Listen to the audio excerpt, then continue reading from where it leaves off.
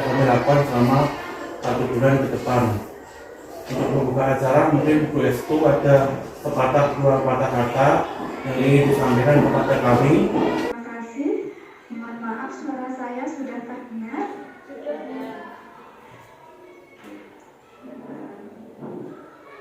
Terima kasih atas waktu yang sudah diberikan kepada saya. Yang terhormat Ibu Kepala Sekolah SDN Suko 2 atau yang mewakili, yang kami hormati seluruh Dewan Guru SDN Suko 2 dan teman-teman mahasiswa yang kami banggakan. Tiada ucapan seindah syukur alhamdulillahirabbil alamin, di mana pada pagi hari ini kita masih diberikan nikmat juga kesempatan. Kami akan langsung ke topik tujuan kami untuk presentasi. Perkenalkan dulu, saya Kevin Basetia Dinda Putra, mahasiswa dari Universitas PGRI Madiun, dan juga di samping kanan saya ada Intan Kirana Putri dari Universitas PGRI Madiun. Di samping kiri saya ada Fanda Sidi Farida dari Universitas Negeri Surakarta 11 Maret. Di samping kiri saya ada Mega Lutfi Kartika Dewi dari Universitas Negeri Surabaya, dan juga teman saya Tama Sofiana Putri dari Universitas PGRI Madiun.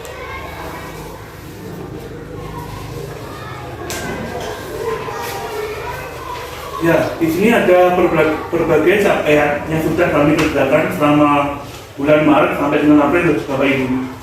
Yang pertama itu kita menyelesaikan administrasi perpustakaan. Dalam hari ini banyak yang kami kerjakan. Yang pertama, kami mengeluarkan semua buku pada rak di perpustakaan sesuai dengan sumber keilmuan.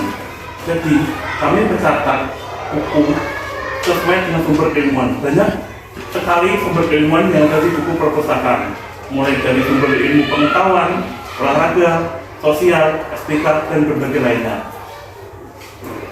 Jadi setelah kami mengeluarkan semua buku dan kami memplotkan, lalu kami susun buku itu di satu rak sesuai sumber keilmuan tersebut. Jadi hal seperti itu akan memudahkan peserta didik untuk mencari buku yang diinginkan. Yang kedua, kegiatan belajar mengajar. Untuk kegiatan belajar mengajar, kita mengajar di kelas 2 dan juga kelas 3. Dalam kegiatan belajar mengajar, banyak hal yang kita lakukan. Yang pertama, mulai dari mempelajari materi, terus kita juga ada bermain game seperti bermain hipnoterapi. Hipnoterapi itu menurut saya sangat penting untuk melatih jika ada siswa yang misal ramai, kita bisa melakukan itu, misal dengan bermain yel-yel ataupun bermain tebak-tebakan. Itu untuk mengalihkan perhatian mereka agar mereka tidak ramai lagi. Yang ketiga, melakukan asesmen kompetensi minimum ataupun AKM. Ini merupakan program dari kampus mengajar. Jadi melakukan AKM ini kita melihat seberapa kemampuan peserta didik dalam hal jika kami berada di sini. Yang keempat, lomba pondok Ramadan yang hari Sabtu itu kami laksanakan. Banyak berbagai macam lomba yang kami adakan, mulai dari lomba menghafal surat pendek dan juga lomba azan. Kegiatan tersebut kami lakukan guna untuk melatih kepercayaan diri peserta didik dan juga keaktifan peserta didik. Banyak nih kita ketahui peserta didik mungkin di rumah mereka aktif untuk mengaji ataupun azan di masjid, tetapi sampai di sekolah mereka malu. Nah, itu bagaimana cara kami untuk meningkatkan kemampuan peserta didik tersebut melalui berbagai lomba. Jadi jika kami mewadahi peserta didik untuk ini loh tempat kamu untuk mengekspresikan diri kamu, sehingga peserta didik tersebut merasa terpacu untuk mencapai apa yang mereka inginkan. Selanjutnya, penyelesaian administrasi perpustakaan. Di sini kami akan membuat kartu anggota perpustakaan yang bisa Bapak Ibu saksikan di PowerPoint. Nah, mungkin untuk kartunya akan seperti itu. Kartu tersebut akan bisa digunakan jangka panjang untuk program SDN 2 Suko. Jadi jika kami sudah tidak berada di sini, kartu tersebut bisa terus tetap digunakan. Nah, jika ada kartu anggota perpustakaan, ini seperti administrasi dan inventarisasi perpustakaan bisa terjamin. Dan kami sedang membuat arsip data buku administrasi dan inventarisasi perpustakaan. Nanti akan kami serahkan ke pihak sekolah. Jadi buku tersebut merupakan data dari kami. Mungkin seperti ini Bapak Ibu.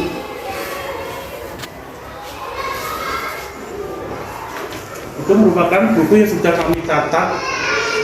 Nanti buku apa itu? Data itu bisa digunakan pihak sekolah untuk mengetahui jumlah buku dan buku apa saja yang terdapat di perpustakaan SDN 2 Sugo. Jadi kami mencatat tersebut berdasarkan sumber keilmuan. Jadi sudah ditata, di-rak dan sudah kami tandai.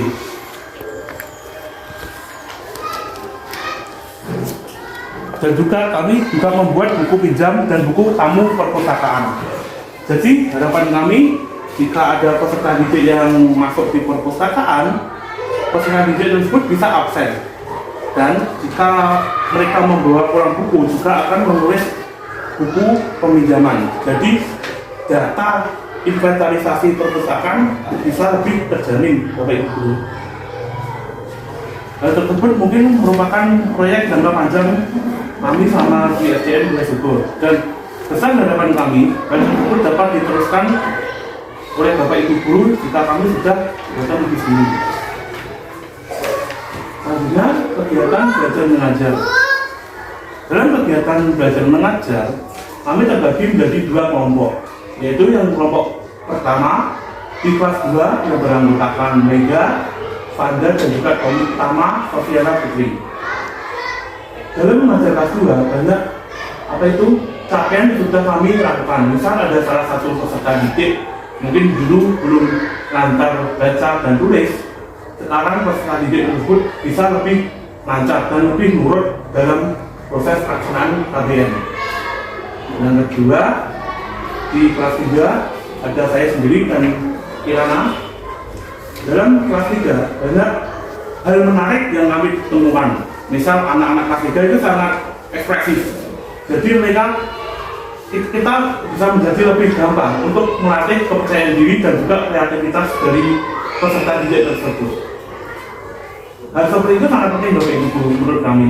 Dikarenakan jika peserta didik mampu mengekspresikan diri, otomatis peserta didik itu akan percaya diri dan tidak akan malu pada keadaan ataupun pada orang lain. Dalam KBM kelas 2 mungkin bisa disampaikan oleh Fanda yang lebih mengetahui kondisi kelas 2. Untuk Fanda, waktu dan depan saya persilakan. Terima kasih. Untuk KBM kelas 2 akan saya sampaikan karena Kak Fanda sedang merekam kegiatan hari ini. Jadi untuk KBM kelas 2 itu kami sudah melaksanakan kegiatan numerasi dan literasi yang berkaitan dengan pembelajaran atau materi pada kelas 2 sendiri. Kegiatan numerasi itu untuk kelas 2 pada buku tematik itu kan ada pecahan. Di situ kami melaksanakan dengan benda komplit atau menggambarkan sebuah benda komplit sehingga siswa itu dapat memahami dengan langsung, memahami dengan nyata bagaimana sih pecahan itu, bagaimana cara membagi pecahan seperti itu. Terus untuk kegiatan literasinya di materi kelas 2 itu kan ada cerita fabel. Nah itu kita minta mereka untuk misalnya membaca cerita tersebut secara bergantian. Nanti kita minta untuk menceritakan ulang seperti itu untuk literasi.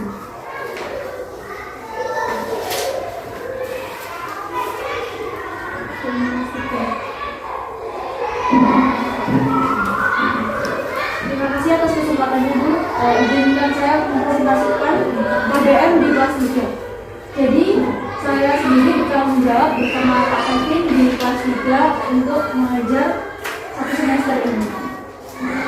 Sudah kurang lebih 2 minggu saya megang kelas 3 dan Pak Kevin. Siswanya sangat aktif, mereka sangat ekspresif. Dalam mengajar kami mudah menangkap pembelajaran yang kami sampaikan. Jadi dalam tema 7 itu ada beberapa siswa, ada bahasa Indonesia, PPKN, matematika, dan juga di olahraga. Namun pas dari olahraga itu digantikan oleh KMN. Jadi kita hanya mengajar matematika, bahasa Indonesia, dan PPKN. Saya salut dengan murid-murid kelas 3 karena mereka sudah bisa mengimplementasikan kehidupan sehari-hari mereka dengan mengerti pelajaran Pancasila seperti apa. Jadi mereka itu dapat menghargai kami selaku kakak-kakak yang wajar di sini. Mereka juga bisa mematuhi tata tertib. Contohnya begini Bu, ketika saya mengajar mereka, saya mempunyai syarat-syarat yang harus mereka patuhi. Misalkan saat saya pertama kali masuk, mereka tuh belum mengenakan kaos kaki. Mohon maaf ini, belum mengenakan kaos kaki. Mereka terus habis itu bajunya tuh lengkap. Namun setelah saya mengajar anak yatim, saya memberikan persyaratan bahwa jika masuk kelas harus mengenakan kaos kaki, baju rapi, dan tidak boleh teriak-teriak. Alhamdulillah mereka sudah menerapkan itu. Itu saya sangat mengapresiasi mereka karena mereka mendengarkan kami. Nah, setelah itu ada juga model pembelajaran yang kami sampaikan kepada mereka.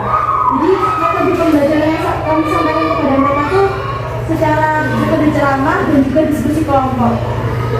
Kami juga memberikan model pembelajaran dengan kami membawa kertas buffalo, misalkan pelajaran matematika. Nah, untuk bab bangun datar, kami memberi kertas buffalo yang sudah digunting, misalkan ada persegi panjang, lingkaran, segitiga sama sisi, segitiga sama kiri. Dalam bangun datar tersebut, kami harus menjelaskan bagaimana sisi, bagaimana ini sumbu simetri. Nah, mereka juga lebih paham ketika kita mempraktekkan secara langsung.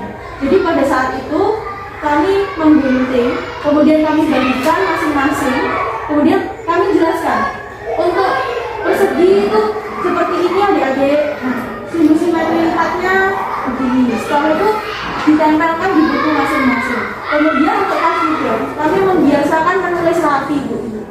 Jadi mungkin bisa minggu depan itu kami memberikan buku tulis yang sudah disampul, dikasih nama, jadi kita bisa lihat perubahan apa yang sudah ada. Kalau sekarang ini mereka hanya saya kasihkan tips-tips cara menulis rapi. Jadi tulisan mereka yang semulanya acak-acakan, bukunya masih campur aduk, sekarang sudah mulai tertata seperti itu. Kemudian begini Bu, untuk siswa kelas 3 itu kurang lebih ada yang sudah hafal perkalian dan ada yang belum hafal perkalian. Jadi saya juga membiasakan ketika masuk kita berjajar dulu di depan, kemudian saya tebak-tebakin perkalian, pembagian, penjumlahan, pengurangan, yang bisa boleh duduk. Kemudian pengetahuan umum juga. Kemudian sikap seperti apa yang kita ajarkan ke mereka, mereka sudah mulai bisa mengikuti. Untuk kelas 3 semuanya demikian. Terima kasih.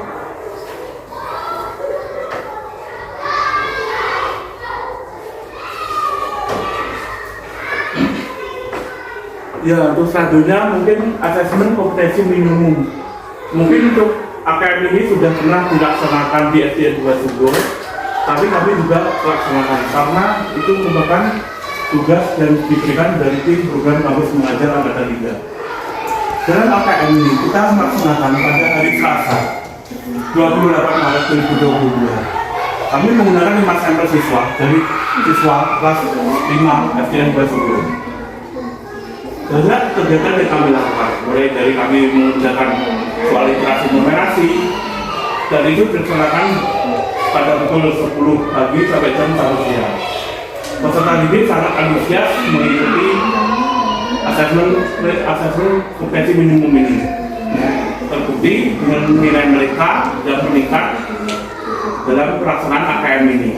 Dan juga AKM ini sangat membantu peserta didik untuk mempelajari materi untuk UN mereka ke depannya.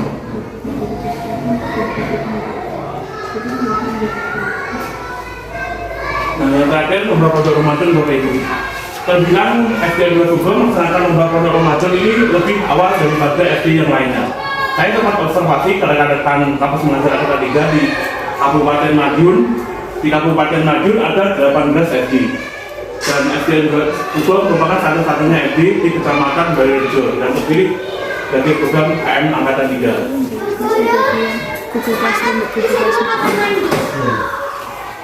Di sekolah lain seperti contoh rekan-rekan saya di daerah Sarajan ataupun Kali belum melaksanakan lomba pondok Ramadan ini. Jadi kami sangat bukan kami ingin kedepannya lebih tertata. Jadi kami ingin menargetkan setiap program yang kami jalankan akan mengena peserta didik. Jika kita melaksanakan lomba pondok Ramadan, otomatis kita akan menjaga iman dan ketakwaan kita. Lalu itu juga akan melatih jiwa kepercayaan peserta didik. Dan ibu ketahui lomba azan seperti contoh. Lomba azan kita dipupus dan disaksikan oleh peserta didik lain. Tentunya itu akan melatih jiwa kepercayaan mereka. Jika peserta didik itu percaya, itu akan menunjukkan bahwa dirinya itu bisa dan mereka akan berani tampil di depan umum. Nah, itu merupakan salah satu contoh penting yang harus mungkin selalu akan diterapkan oleh kami. Dan juga dalam pelaksanaan lomba pondok Ramadan ini banyak hadiah yang kami aksikan dan sehingga itu memacu semangat peserta didik untuk ingin menjadi terbaik, bahwa menunjukkan bahwa ini loh aku bisa melaksanakan program ini. Nah, itu mungkin saja. Mungkin itu dapat kami sampaikan. Ada pertanyaan atau ada komentar dari Bapak Ibu ini dijelaskan. Sebentar saya menambahkan untuk program selanjutnya itu ada program kegiatan jangka panjang. Jadi ada 2 kegiatan yang akan kami persembahkan lagi. Yang pertama itu sanggar bahasa dan yang kedua itu sosialisasi penggunaan Google Classroom terhadap wali murid. Seperti itu. Nanti bisa dijelaskan Pak Anda yang sanggar bahasa. Baik, terima kasih. Untuk sanggar bahasa sendiri itu nanti dilaksanakan di kelas 1 sampai dengan kelas 6. Dan rencananya kalau kelas 1, kelas 2 yaitu belajar berekspresi, mulai dari tertawa, marah, menangis. Jadi peserta didik dapat membedakan ekspresi yang sebenarnya seperti apa. Nah, sedangkan kelas 3 yaitu menerapkan bagaimana cara marah, bagaimana cara menangis, bagaimana cara seperti berdebat satu sama lain. Nah, seperti itu. Nah, sedangkan kelas 4 dan kelas 5 itu nanti belajar mengenai berpidato. Sedangkan kelas 6 rencananya belajar mengenai MC. Begitu. Nah, selanjutnya sosialisasi akan dijelaskan oleh Nika. Oke, saya dulu. Jadi untuk kegiatan sosialisasi bersama wali murid itu gini Bu, kita kan kurang ngerti keadaan pada zaman sekarang ini selalu berubah-ubah. Kadang nanti daring, kadang nanti luring. Nah, untuk mengantisipasi tiba-tiba daring lagi, banyak orang tua yang kebingungan sebenarnya. Jadi kita mempunyai ide untuk mengadakan sosialisasi terhadap wali murid. Bisa dilakukan 1 kali pertemuan. Nanti konsepnya kita mengundang wali murid ke sekolah, kemudian nanti kita ajarkan bagaimana cara penggunaan Google Classroom dan Google Meet seperti itu. Jadi nanti bisa memudahkan Bapak dan Ibu guru untuk mengakses waktu penggunaan online, pembelajaran online seperti itu. Nah, kegiatan tersebut juga berdampak positif Bu, karena selain mereka bisa menghandle anak-anaknya di rumah, mereka juga bisa ngerti cara nanti ngajarin di rumah sekolah itu seperti apa. Kadang kan sekarang anak-anak sekarang itu kan cuma taunya nge-game dan lain sebagainya. Orang tua tidak paham dan tidak ngerti gimana cara penggunaan Google Classroom, bagaimana ini pelajaran apa, seperti itu. Jadi nanti kita bisa memberikan sosialisasi. Mungkin nanti bisa dibantu oleh ibu bisa ini juga bisa bertukar pikiran mengenai program kelanjutan selanjutnya. Apakah disetujui atau tidak seperti itu. Mungkin bisa. Sudah, tadi untuk apa? Evaluasi aja. Untuk evaluasi selama ada itu 1 bulan di sini ya, sudah banyak sekali kegiatan yang sudah adik-adik lakukan, mulai dari program untuk mengatur perpustakaan yang lebih baik lagi. Terus yang kedua, adik-adik sudah mengisi, sudah membantu kami tentang kegiatan belajar mengajar, yaitu khususnya adik-adik mengajar di kelas 2 dan kelas 3. Kelihatannya memang anak-anak juga senang sekali diajar oleh adik-adik. Itu merupakan suatu kebanggaan bagi kami juga kalau anak-anak didik kami juga merasa senang dibantu atau diajari sama adik-adik mahasiswa. Terus untuk program yang sudah dilakukan yang kemarin selama 1 bulan, saya kira itu sudah bagus sekali. Nah, untuk program kedepannya itu tadi mengadakan sanggar bahasa sama mensosialisasikan Google Meet. Kalau untuk mensosialisasikan Google Meet, kalau sanggar bahasa sudah jelas kan, nanti di Fanda dari adik-adik akan memberikan sesuai dengan porsi kelas masing-masing, ya kelas 4, 5, dan 6. Terus untuk mensosialisasikan Google Meet kepada wali murid itu nanti berarti kita akan berhubungan dengan wali murid. Ya, nanti kita diskusikan lagi bagaimana caranya, cara pelaksanaannya. Nanti kita akan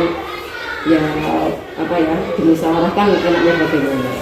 Itu saja dari kami. Terima kasih. Wassalamualaikum warahmatullahi wabarakatuh. Terima kasih kepada Ibu Bapak Guru SD 2 Sugo. Sekian presentasi dari kami. Jika kami di sini ada kesalahan, monggo ditegur, dan kami juga butuh saran dan kritikan dari Bapak Ibu semuanya. Yang seperti yang kami sampaikan, terima kasih. Wassalamualaikum warahmatullahi wabarakatuh. Waalaikumsalam warahmatullahi wabarakatuh.